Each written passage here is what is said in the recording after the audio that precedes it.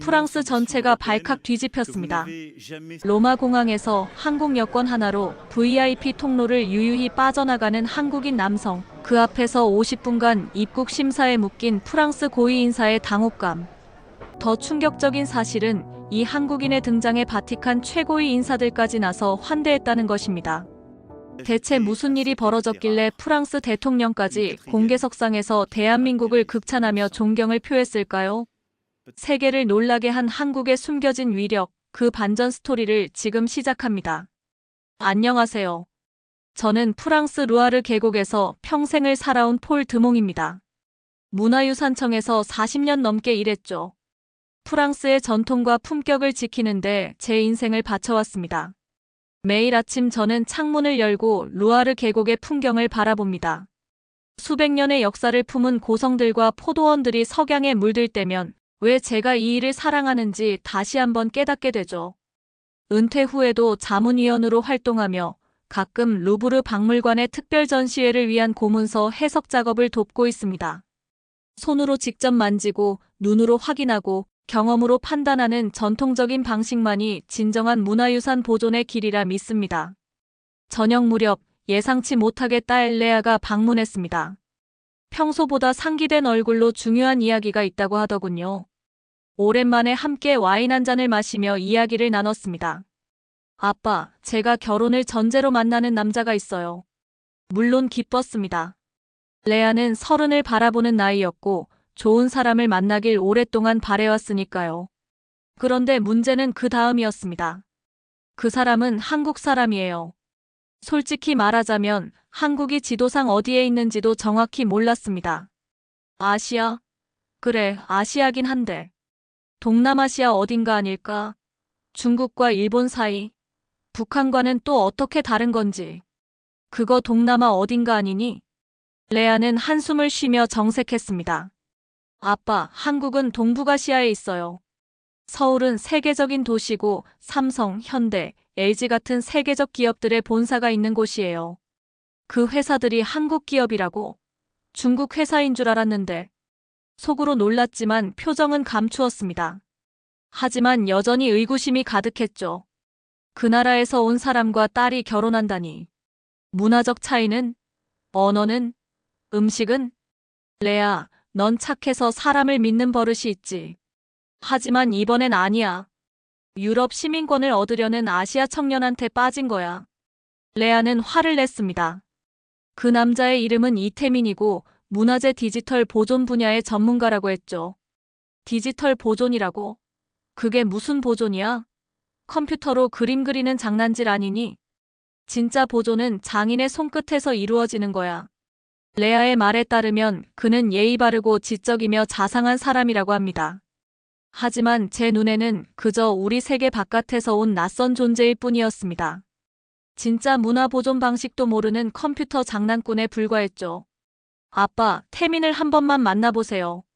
레아의 눈빛을 외면할 수 없었습니다. 결국 저는 마지못해 고개를 끄덕였지만 마음속으로는 이 관계를 어떻게든 막아야겠다고 다짐했습니다. 파리지앵의 자존심, 문화유산 전문가로서의 프라이드가 이를 용납할 수 없었으니까요. 그날 밤 창밖으로 루아르 강의 달빛이 비치는 가운데 생각에 잠겼습니다. 우리가 지켜온 전통, 우리가 사랑해온 문화, 우리가 소중히 여겨온 가치관. 그것들이 낯선 이에게 흔들리는 걸 어떻게 지켜볼 수 있을까요? 내 딸의 미래가 걸린 문제였습니다. 이 만남을 어떻게든 무산시켜야 한다고 생각했죠. 하지만 운명은 때때로 우리의 계획을 비웃기도 합니다. 그리고 제 삶에 찾아온 가장 큰 변화는 제가 가장 예상치 못한 곳에서 시작되었습니다. 레아의 끈질긴 설득 끝에 저는 바티칸에서 열리는 국제문화기술 포럼에 딸과 함께 가기로 했습니다.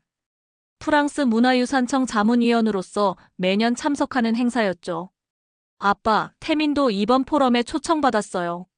우리 함께 가면 아빠가 태민을 더 알 수 있는 좋은 기회가 될 거예요.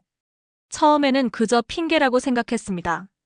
하지만 유럽의 문화 중심지에서 그의 한계가 자연스럽게 드러날 테니까 함께 가는 것도 나쁘지 않겠다는 생각이 들었죠. 파리 공항에서 레아와 함께 이태민을 처음 만났습니다. 솔직히 아시아 사람이라면 작고 왜소하며 볼품없을 거라 예상했는데 의외로 그는 훤칠한 키에 고급스러운 옷차림을 하고 있었습니다. 영어와 프랑스어를 자연스럽게 구사하는 것도 의외였죠. 표정은 읽기 어려웠지만 우아한 몸가짐에서 묘한 자신감이 느껴졌습니다. 로마 피우미치노 공항에 도착했습니다. 입국장에는 두 줄이 있었죠. 하나는 EU 시민용, 다른 하나는 비EU 시민용이었습니다. 당연히 이태민은 비EU 줄에 서야 했습니다. 태민 씨, 우린 이쪽으로 가야 해. 자네는 저쪽 줄에서 기다려야겠군. 아마 1시간은 걸릴 거야. 저는 속으로 만족했습니다. 유럽의 문턱에서부터 차이가 드러나는군요. 하지만 그때였습니다. 박사님, 이쪽입니다. 갑자기 공항 직원이 다가와 이태민을 부르더군요. 이태민 박사님, VIP 패스로 안내해드리겠습니다. VIP? 분명 뭔가 착오가 생겼다고 생각했습니다. 그런데 이태민은 태연하게 고개를 숙이고 별도의 통로로 사라졌습니다.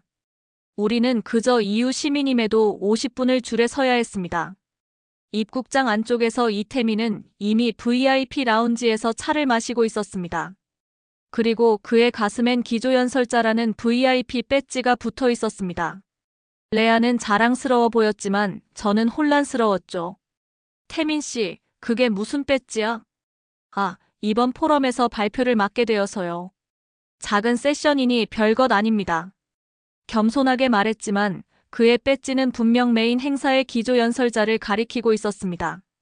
공항을 나와 택시를 탔을 때도 기사가 이태민의 배지를 보고 눈을 빛냈습니다.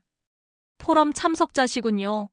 박사님, 좋은 발표 되시길 바랍니다. 호텔에 도착하자 더 이상한 일이 벌어졌습니다. 직원들이 이태민에게 먼저 다가왔습니다. 박사님, 기다리고 있었습니다. 내일 포럼 준비는 잘 되셨나요? 특별 스위트룸을 준비해 두었습니다. 저는 말이 안 나왔습니다. 그저 컴퓨터로 장난치는 기술자라고 생각했는데 방으로 돌아와 그 이름을 검색해봤습니다. 그리고 충격을 받았습니다. 이태민, 유네스코 문화유산 디지털 보건 솔루션 개발자, 프랑스 국립도서관 고서 보건자문, 세계 최초 AI 기반 문화보존 플랫폼 설계자. 기사들이 쏟아져 나왔습니다. 세상이 뒤집힌 기분이었어요. 내가 알던 그 조용한 청년은 전 세계가 주목하는 인물이었습니다. 더 충격적인 것은 그가 프랑스 국립도서관에서도 일했다는 사실이었습니다. 내 일터와 가까운 곳에서 나도 모르게 그의 업적이 빛나고 있었던 것입니다. 창밖으로 로마의 밤이 내려앉고 있었습니다. 저는 침대에 앉아 생각에 잠겼습니다. 내가 그를, 그리고 그의 나라를 완전히 잘못 판단하고 있었던 것은 아닐까? 이제 내일 포럼에서 그가 어떤 모습을 보여줄지 궁금해졌습니다. 포럼 첫날이 밝았습니다. 아침 일찍 일어나 창밖을 바라보니 바티칸 광장이 보였습니다. 수백 년의 역사가 담긴 성 베드로 대성당이 아침 햇살에 빛나고 있었죠. 이런 장소에서 진정한 문화유산의 가치를 논한다는 것은 언제나 특별한 경험입니다. 호텔 레스토랑에서 레아와 함께 아침 식사를 하고 있는데 이태민이 합류했습니다. 어제와는 다른 분위기였죠. 공식 행사용 정장을 입은 그의 모습은 더욱 당당해 보였습니다. 드몽 선생님, 오늘 일정은 어떻게 되시나요? 제 발표는 오후 2시에 있습니다. 그가 선생님이라 부르니 기분이 묘했습니다. 나는 40년 경력의 문화유산청 자문위원이고 그는 그저 컴퓨터 다루는 젊은이일 뿐인데. 하지만 어제 찾아본 그의 이력이 자꾸 마음에 걸렸습니다. 포럼 장소에 도착하자 더 이상한 일이 벌어졌습니다. 입구에서 내 이름을 확인하는 동안 이태민은 이미 여러 관계자들에게 둘러싸여 있었습니다. 누군가 그에게 사인을 요청하는 모습도 보였죠. 저 사람이 누구죠? 입구 안내원에게 물었습니다. 이태민 박사님이요? 오늘의 기조연설자입니다. 디지털 시대의 문화유산 보존에 관한 혁신적인 연구로 유명하시죠. 포럼 개막식이 시작되었습니다. 바티칸 문화부 장관이 무대에 올라 환영사를 했습니다. 오늘 우리는 특별한 손님을 모셨습니다. 전통적 문화유산 보존과 첨단 기술의 조화를 이끌고 있는 이태민 박사를 환영해 주십시오. 객석에서 뜨거운 박수가 터져나왔습니다. 저는 그저 앉아서 지켜볼 수밖에 없었죠. 이태민이 무대에 올라 겸손하게 인사하는 모습이 어쩐지 낯설었습니다. 기조연설이 시작되었습니다. 이태민은 유창한 영어로 발표를 이어갔습니다. 프랑스어와 이탈리아어 문구도 자연스럽게 섞어 사용했죠. 놀라웠던 것은 그의 발표 내용이었습니다. 문화유산은 단순히 과거의 유물이 아닙니다. 그것은 우리의 미래를 위한 지혜의 저장소입니다. 디지털 기술은 이 지혜를 미래 세대에게 온전히 전달하기 위한 도구일 뿐입니다. 그의 말에 깊은 울림이 있었습니다. 첨단 기술에 대한 이야기를 하면서도 그 중심에는 문화와 역사에 대한 깊은 존중이 자리 잡고 있었습니다. 차츰 제 선입견이 무너지는 것을 느꼈습니다. 발표가 끝나고 질의응답 시간이 이어졌습니다. 어느 이탈리아 학자가 날카로운 질문을 던졌습니다. 디지털 복원이 실제 물리적 복원을 대체할 수 있다고 보십니까? 이태민은 잠시 생각하더니 답했습니다. 절대 그렇지 않습니다. 디지털 기술은 장인의 손길을 대체하는 것이 아니라 그 손길이 더 정확하고 효과적으로 문화유산을 보존할 수 있도록 돕는 도구입니다. 장인과 기술이 함께할 때 진정한 보존이 이루어질 수 있습니다. 그 대답에 객석에서는 박수가 터져나왔습니다. 레아가 제 표정을 보고 미소 지었습니다. 발표가 끝난 후 많은 사람들이 이태민에게 몰려들었습니다. 저는 멀리서 지켜보았죠. 그는 모든 사람들에게 차분하고 겸손하게 대했습니다. 질문에 정성껏 답하고 사진 요청도 거절하지 않았습니다. 이 남자가 정말 레아의 남자친구라고, 그리고 한국에서 온 사람이라고 믿기지 않았습니다. 나의 모든 선입견과 편견이 하나둘 무너지고 있었습니다. 이태민은 단순한 기술자가 아니었습니다. 그는 문화유산의 진정한 가치를 부여하는 학자이자 혁신가였습니다. 포럼 둘째 날, 모든 참가자들이 바티칸 박물관의 특별 전시실로 이동했습니다. 16세기 르네상스 시대의 벽화들이 전시된 공간이었죠. 역사적 가치를 지닌 유물들을 직접 보는 것은 언제나 가슴 뛰는 일입니다. 특히 이 벽화들은 최근에 발견되어 아직 대중에게 공개되지 않은 귀중한 것들이었습니다. 큐레이터가 벽화의 역사와 특징에 대해 설명하고 있었습니다. 저는 앞쪽에서 그의 설명을 경청하고 있었죠. 이태민은 조용히 뒤에 서서 벽화를 관찰하고 있었습니다. 그때였습니다. 갑자기 건물 전체가 미세하게 흔들렸습니다. 지진인가요? 누군가 불안한 목소리로 물었습니다. 큐레이터가 진정시켰습니다. 걱정 마세요. 로마에서는 작은 진동이 자주 있습니다. 건물은 안전합니다. 하지만 그 순간 벽화가 걸린 벽면에서 미세한 균열이 생기기 시작했습니다. 참가자들 사이에서 동요가 일어났죠. 큐레이터의 얼굴이 창백해졌습니다. 모두 밖으로 나가주세요. 보존 전문가들을 불러야 합니다. 사람들이 서둘러 방을 빠져나갔습니다. 저도 레아의 손을 잡고 나가려는 순간 이태민이 조용히 큐레이터에게 다가가는 것을 보았습니다. 제가 도울 수 있을 것 같습니다. 큐레이터는 의아한 표정을 지었지만 이태민의 배지를 보고 고개를 끄덕였습니다. 저는 레아에게 먼저 나가라고 하고 뒤에 남았습니다. 무슨 일이 벌어지는지 지켜보고 싶었죠. 이태민은 가방에서 작은 장비를 꺼냈습니다. 휴대용 태블릿과 함께 몇 가지 센서로 보이는 기기였습니다. 그는 신속하게 센서들을 벽면 여러 곳에 부착했습니다. 이건 구조진동 분석기입니다. 벽면의 취약점을 찾아내고 응급 보강 방법을 제시해 줄 거예요. 그의 태블릿 화면에 벽면의 3D 모델이 나타났습니다. 균열이 빨간색으로 표시되었고 실시간으로 상태가 업데이트되고 있었습니다. 이태민은 화면을 보며 신속하게 진단을 내렸습니다. 벽화 뒤쪽 지지대가 불안정합니다. 급작스러운 진동으로 인해 16세기 당시 사용된 접착제가 약해지고 있어요. 큐레이터가 긴장된 목소리로 물었습니다. 어떻게 해야 하죠? 이태민은 다른 장비를 꺼내며 설명했습니다. 임시 경화제를 분사하고 지지대를 안정화시켜야 합니다. 이 AR 장비로 벽화 속 보이지 않는 부분까지 확인할 수 있습니다. 그는 AR 헤드셋을 쓰고 벽화 주변을 조사하기 시작했습니다. 그의 손동작은 정확하고 섬세했습니다. 마치 오래된 악기를 다루는 연주자 같았죠. 몇 분 동안 그는 완전히 집중하여 작업했습니다. 방 안에는 긴장감이 감돌았죠. 마침내 이태민이 헤드셋을 벗고 미소를 지었습니다. 안정화되었습니다. 이제 전문 보건팀이 올 때까지는 안전할 겁니다. 큐레이터가 안도의 한숨을 내쉬었습니다. 어떻게 감사해야 할지. 박사님이 없었다면 이 벽화는 돌이킬 수 없는 손상을 입었을 겁니다.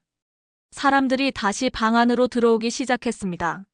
누군가 박수를 치기 시작했고 곧 모든 사람들이 이태민을 향해 박수를 보냈습니다. 제 눈에는 다른 모습이 보였습니다. 첨단 기술을 다루는 전문가의 모습이 아니라 문화유산을 진심으로 아끼는 한 사람의 모습이었죠. 레아가 내 옆으로 와서 속삭였습니다. 아빠, 이제 태민이 어떤 사람인지 조금은 알겠어요? 저는 조용히 고개를 끄덕였습니다. 내 안에 있던 모든 오만과 편견이 무너지는 소리가 들리는 것 같았습니다. 그가 한국 사람이라는 사실이 더 이상 중요하게 느껴지지 않았습니다. 그저 문화유산을 지키기 위해 자신의 모든 것을 바치는 한 사람을 보았을 뿐입니다. 포럼의 공식 일정이 끝난 후 저녁 만찬이 준비되었습니다. 바티칸 정원이 내려다 보이는 테라스에서 열린 만찬은 우아하고 격식 있는 분위기였습니다. 와인과 이탈리아 요리가 풍성하게 차려졌고 클래식 음악이 은은하게 흐르고 있었죠. 저는 와인 한 잔을 들고 테라스 한쪽에 서 있었습니다. 로마의 야경이 발 아래 펼쳐져 있었죠. 문득 이태민이 다가왔습니다. 그는 포럼 관계자들과 인사를 나누느라 바빴는데 이제야 조금 한가로워진 모양이었습니다.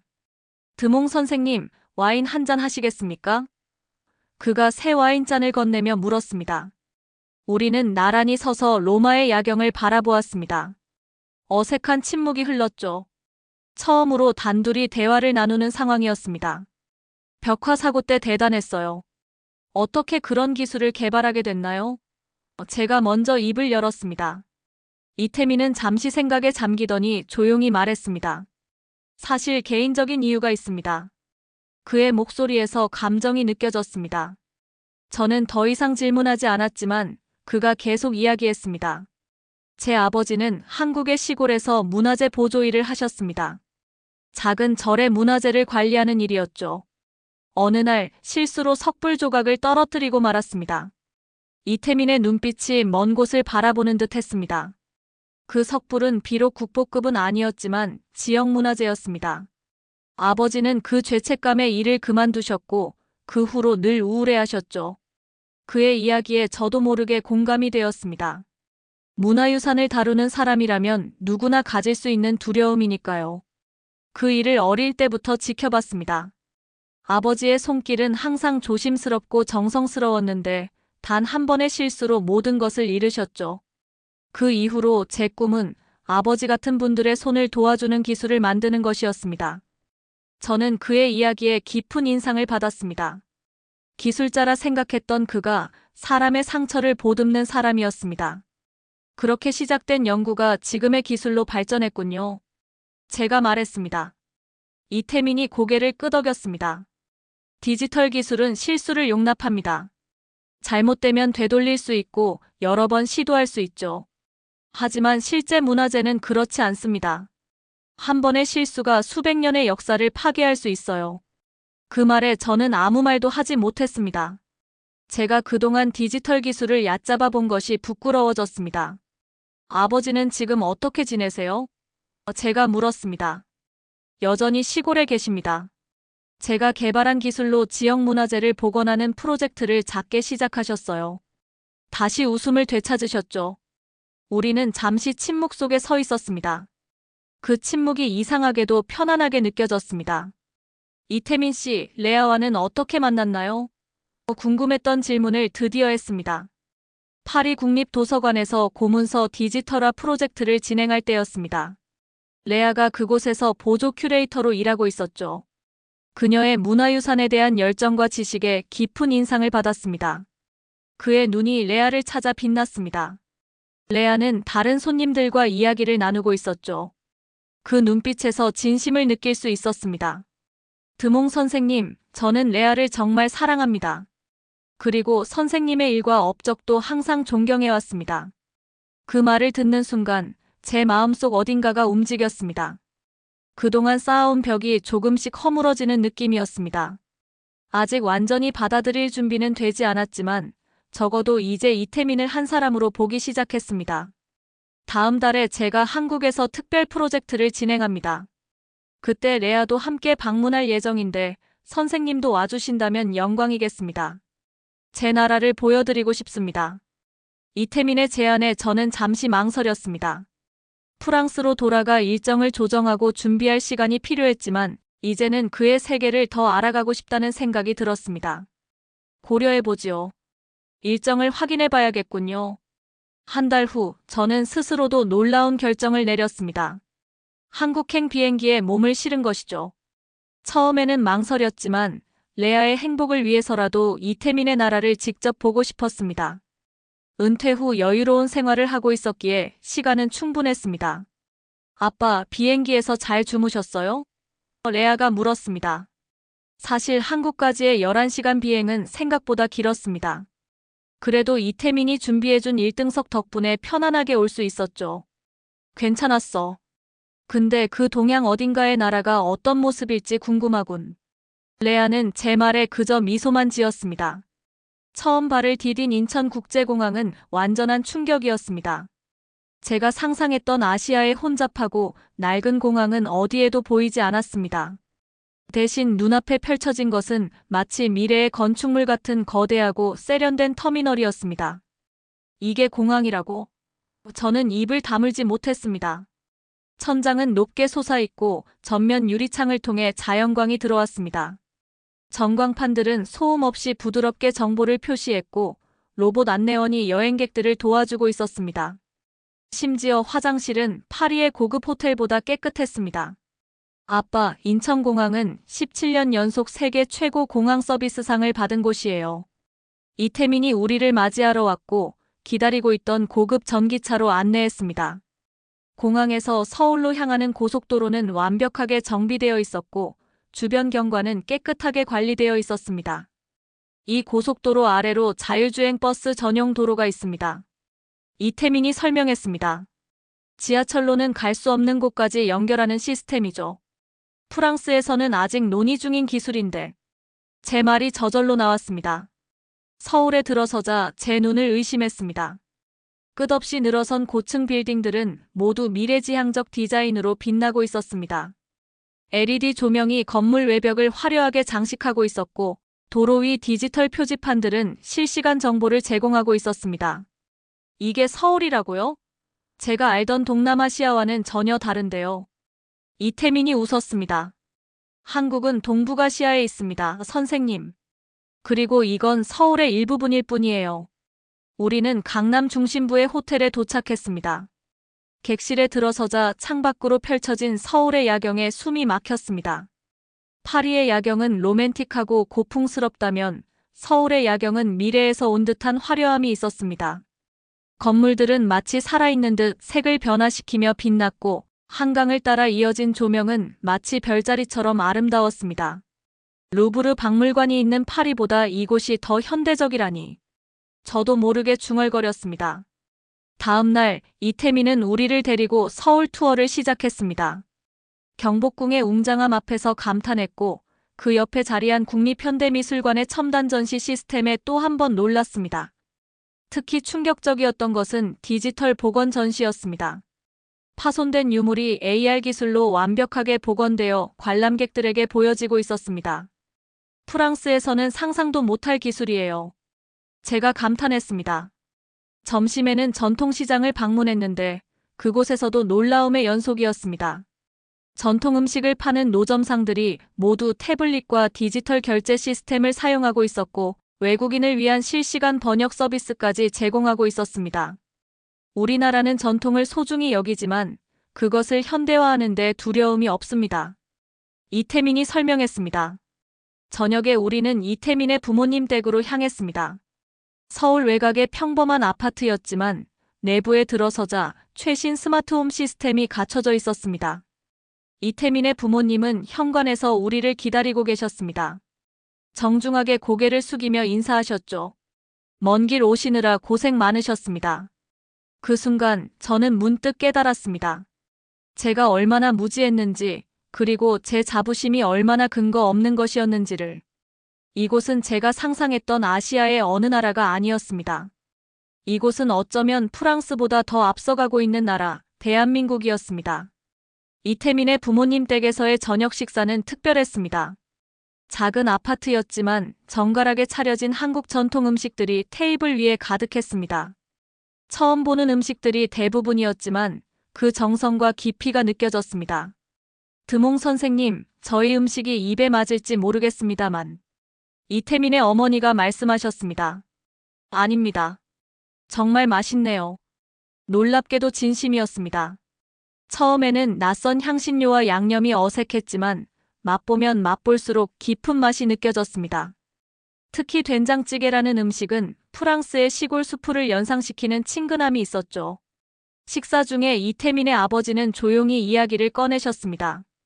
아들이 문화재 복원 일을 한다고 했을 때 처음에는 반대했습니다. 제가 그 일로 상처를 받았으니까요. 그분의 목소리에는 오랜 세월의 무게가 느껴졌습니다. 이태민이 로마에서 들려준 이야기가 떠올랐습니다. 하지만 태민이는 달랐습니다. 실패를 두려워하지 않았죠. 그 아이는 문화재를 지키는 새로운 방법을 찾아냈습니다. 이태민의 아버지는 벽에 걸린 사진을 가리켰습니다. 작은 시골절의 석불이었습니다. 가운데 부분이 복원된 흔적이 보였지만 아주 자연스러웠습니다. 이게 제가 깨뜨렸던 그 불상입니다. 태민이가 디지털 기술로 원형을 복원하고 전통 방식으로 다시 만들어냈죠. 이태민은 부끄러운 듯 고개를 숙였습니다. 그의 어머니가 이어서 말씀하셨습니다. 우리 아들이 프랑스 사람과 결혼한다고 했을 때 처음에는 걱정했습니다. 먼 나라에 사는 딸을 보기 어려울 테니까요. 하지만 레아를 만나보니 그 아이가 얼마나 따뜻한 사람인지 알게 되었습니다. 레아는 그 말에 감동받은 듯 눈시울을 붉혔습니다. 저는 문득 부끄러워졌습니다. 이 가족은 다른 문화의 사람을 기꺼이 받아들였는데 저는 얼마나 완고했던가요. 다음 날 이태민은 우리를 한국의 문화재 디지털 복원센터로 안내했습니다. 그곳에서 저는 세계 각국의 유물들이 첨단 기술로 복원되는 과정을 볼 수 있었습니다. 놀랍게도 프랑스의 고문서와 그림들도 있었습니다. 이건 베르사유 궁전의 잃어버린 벽화를 복원하는 프로젝트입니다.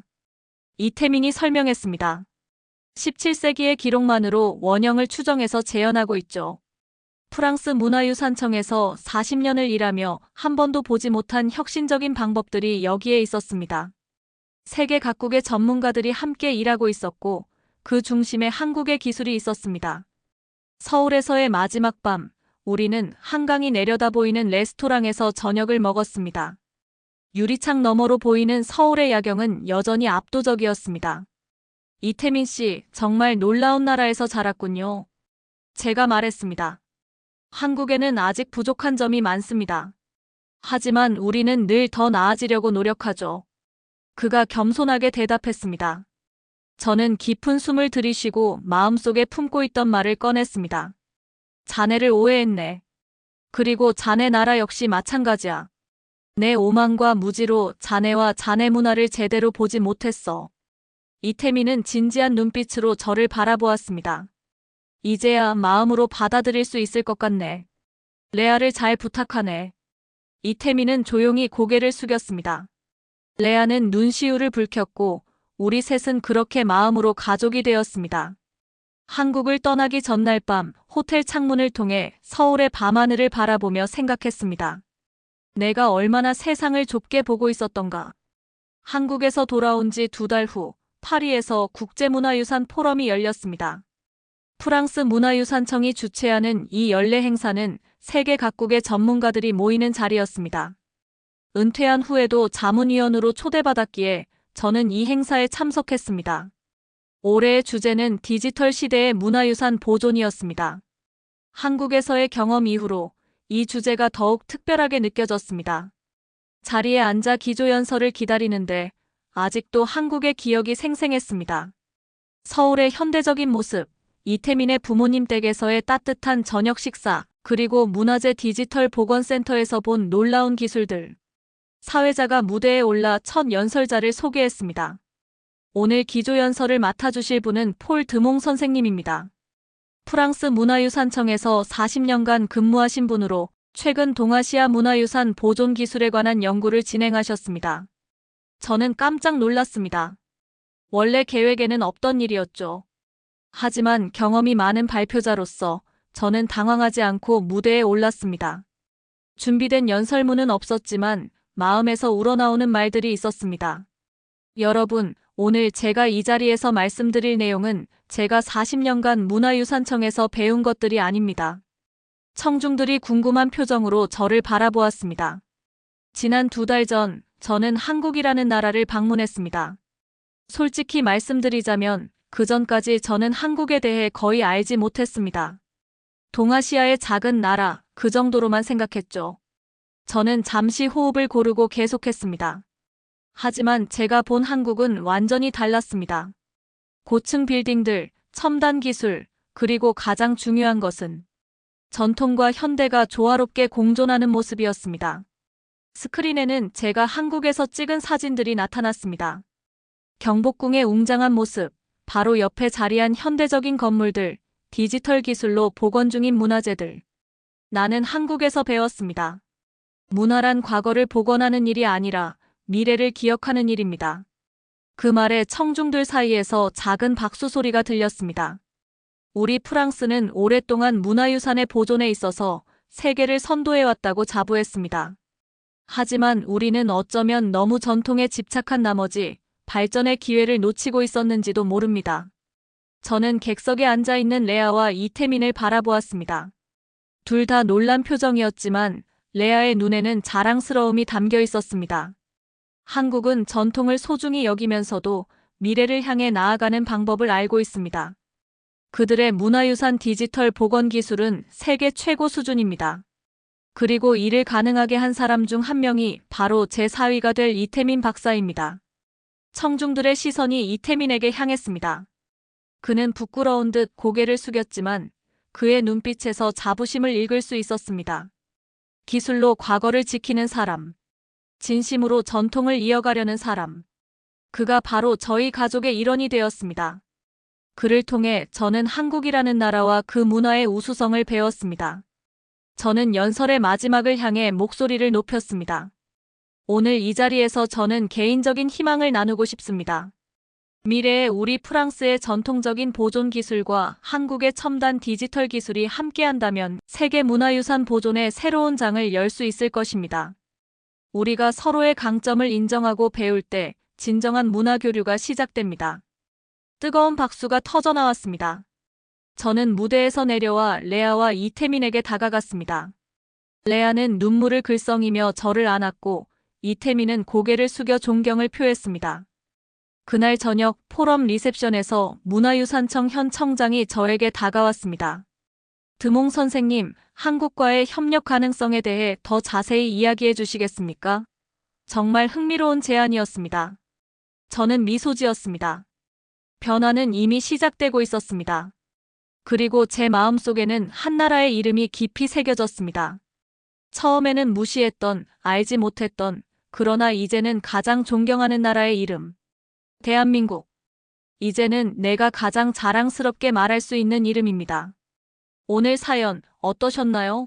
한국이란 나라를 다시 보게 되는 이야기였습니다. 그리고 조용히 세상을 바꾸고 있는 한 사람의 이야기이기도 했죠. 구독과 좋아요는 영상 제작에 큰 힘이 됩니다. 다음 감동 사연에서 또 뵙겠습니다.